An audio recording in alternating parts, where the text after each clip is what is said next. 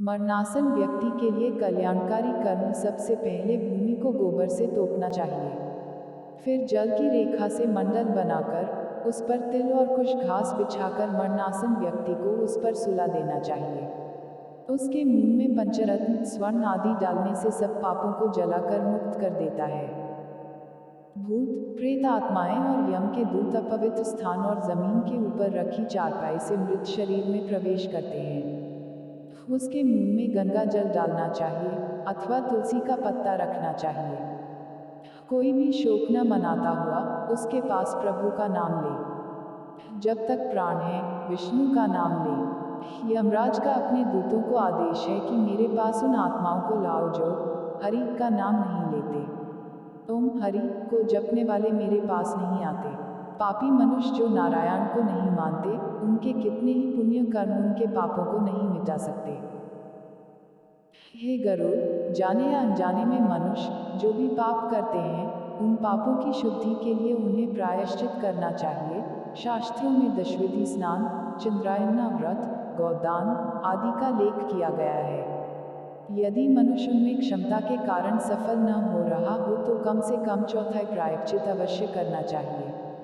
तत्पश्चात 10 महादान, गौ, भूमि, तिल, स्वर्ण, घी, वस्त्र, गुड़, रजत, लवण इनका दान करना चाहिए। यह पाप की शुद्धि के लिए पवित्रता में एक से एक बढ़कर है। यमद्वार पर पहुंचने के जो मार्ग बताए गए हैं, वह अत्यंत दुर्गंधिक, मवाद, रकित आदि से परिव्याप्त हैं। अतः उस मार्ग में स्थित वैतरणी नदी को पार करने के लिए वैतरणी गौ जो गौ सर्वांग में काली हो और जिसके थन भी काले हों का दान करने चाहिए। यह सब उत्तम प्रकृति वाले ब्राह्मण को देना चाहिए। पद दान का महत्व। छत्र, जूता, वस्त्र, अंगूठी, कमंडलू, आसन, पात्र और भोजन पदार्थ, यह 8 प्रकार के पद दान है। तिल पात्र, घृत पात्र, शैया तथा और जो अपने को इष्ट हो, देना चाहिए।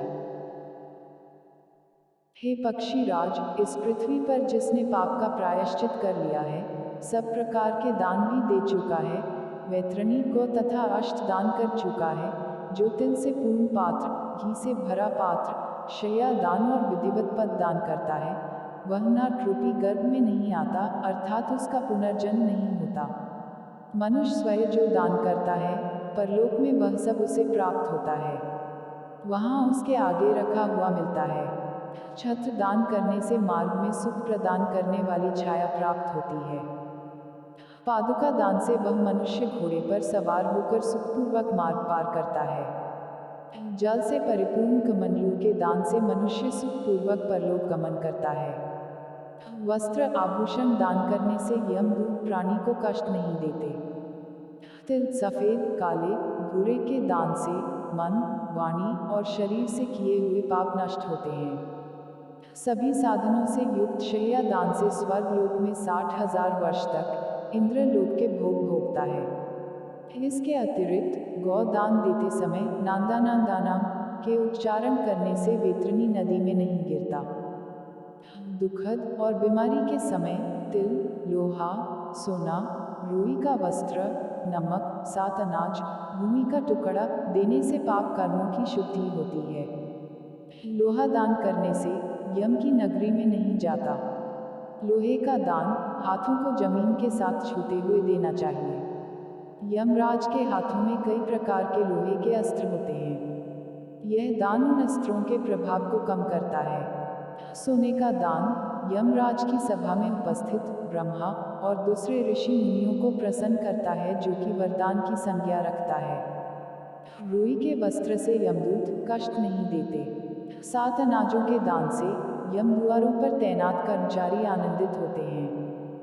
भूमि के टुकड़े पर जिस पर फसल हो देने से इंद्रलोक की प्राप्ति होती है। पूरे होश में रहते हुए एक गौ का दान बीमार अवस्था में 100 और मरणासन के समय 1000 गौ दान करने के बराबर है। एक गौ केवल एक जन को ही दी जानी चाहिए। वह यदि इस गौ को बेचता है या किसी दूसरे के साथ इसका बंटवारा करता है, तो उसका परिवार 7 पीढ़ियों तक पीड़ित रहता है। गौ दान करने की विधि। काली या भूरी गौ के सींगों पर सोने का पत्र और पैरों में चांदी पहनाएं। इसका दूध पीतल के बर्तन में निकालें। गौ के ऊपर काले कपड़े का दोष उठाई डालें। दूध वाले बर्तन को ढककर रुई के ऊपर रखें। इसके पास यमराज की एक सोने की मूर्ति, एक लोहे का टुकड़ा, पीतल के बर्तन में घी, यह सब गौ के ऊपर रखें। गन्ने की पौरियों से रेशम की डोर से बंधा एक फट्टा बनाकर धरती में एक गड्ढा बना कर पानी से भरें और फट्टा को इसमें रखें। गौ की पूंछ पकड़कर पैर फट्टा पर रखकर ब्राह्मण को दान दक्षिणा नमस्कार करके मंत्र का उच्चारण करते हुए भगवान विष्णु से नम्र प्रार्थना करें कि हे प्रभु, आप सब प्राणियों के दाता, रक्षक और कल्याणकारी हैं। आपके चरणों में यह उपहार भेंट करता हुआ वेतारनी नदी को नमस्कार करता हूँ। हे गौ माता, आप देवी शक्ति के रूप में मेरे पापों का खंडन करें। फिर हाथ जोड़े हुए यमराज को गौ की प्रतिमा में देखते हुए इन सब के गिर्द एक चक्कर लगाकर ब्राह्मण को दान में दें। गौ दान के लिए शुभ समय, स्थान, सभी नहाने वाले पवित्र स्थल, ब्राह्मणों के निवास स्थान, सूर्य चंद्र ग्रहण, नए चांद वाले दिन, थोड़ी संपत्ति, धन अपने हाथों से दान में दी हुई का प्रभाव सदा ही रहता है। धन, संपत्ति, पत्नी, परिवार सब विनाश होने वाले हैं, इसलिए पुण्य कर्मों को संचित करो। पुण्य दान छोटे बड़े से मेरे को कोई फर्क नहीं पड़ता। लालच के कारण जो पापी लोग बीमारियों में पुण्य दान नहीं करते, वह सदा दुखी ही रहते हैं। पुत्र, पौत्र, भाई, बंधु, मित्र जो मरणासन व्यक्ति के लिए दान पुण्य नहीं करते, उन्हें ब्राह्मण हत्या का पाप लगता है। इन बताए गए सभी प्रकार के दानों में प्राणी की श्रद्धा और अश्रद्धा से आई हुई दान की अधिकता और कमी के कारण उसके फल में श्रेष्ठता और लघुता आती है। भूमि पर बने इस मंडल में ब्रह्मा, विष्णु, रुद्र, लक्ष्मी तथा अग्नि देवता विराजमान हो जाते हैं। अतः मंडल का निर्माण अवश्य करना चाहिए। मंडलविहीन भूमि पर प्राण त्याग करने पर उसे अन्य योनि नहीं प्राप्त होती। उसकी जीव आत्मा वायु के साथ भटकती रहती है। तिल मेरे पसीने से उत्पन्न हुए हैं। इसका प्रयोग करने पर असुर, दानव, दैत्य भाग जाते हैं। एक ही तिल का दाना स्वर्ण के 32 सेर तिल के बराबर है। कुश मेरे शरीर के रोमों से उत्पन्न हुए हैं। कुश के मूल में ब्रह्मा, मध्य में विष्णु तथा अग्रभाग में शिव को जानना चाहिए। इसलिए देवताओं की तृप्ति के लिए मुख्य रूप से कुश को और पितरों की तृप्ति के लिए तिल का महत्व है।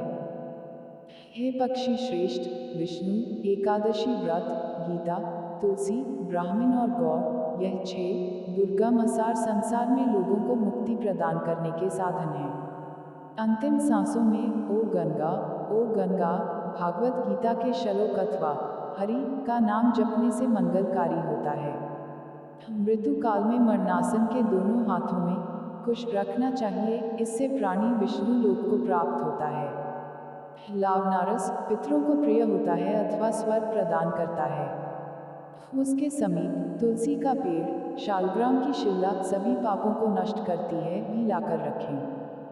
जिस घर में तुलसी स्थल बनाकर तुलसी की पूजा होती है, वह एक पवित्र नहाने का स्थान माना जाता है और यम के दूत वहां नहीं आते। इसके बाद यथा विधान सूतकों का पाठ करना चाहिए। ऐसा करने से मृत्यु मुक्तिदायक होती है। शोक न मनाते पुत्र को सर मुंडवाकर नए वस्त्र धारण कर अपने प्रियजनों के साथ लाश को नहलाना चाहिए। इसके बाद मरे हुए व्यक्ति के शरीरगत विभिन्न स्थानों में मुख, नाक के छिद्र, नेत्र, कान, लिंग, ब्रह्मांड पर सोने की शालाखें रखें। उसके शव को 2 वस्त्रों से आच्छादित करके कुमकुम और अक्षत से पूजन करना चाहिए। घर की बहुरानी और दूसरों को लाश की गिर्द चक्कर लगाकर उसे पूजन चाहिए और मरण स्थल पर चावल की खीर, लाई अर्पित करना चाहिए। ऐसा करने से धरती माता और दिव्य शक्तियां प्रसन्न होती हैं। पुष्पों की माला से विभूषित करके उसे पुत्र, बंधुओं के साथ द्वार से ले जाया जाए।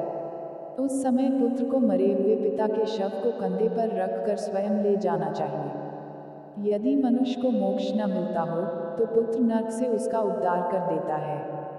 जो पुत्र लाश को कंधा देता है, उसे हर कदम पर अश्वमेध यज्ञ का फल मिलता है।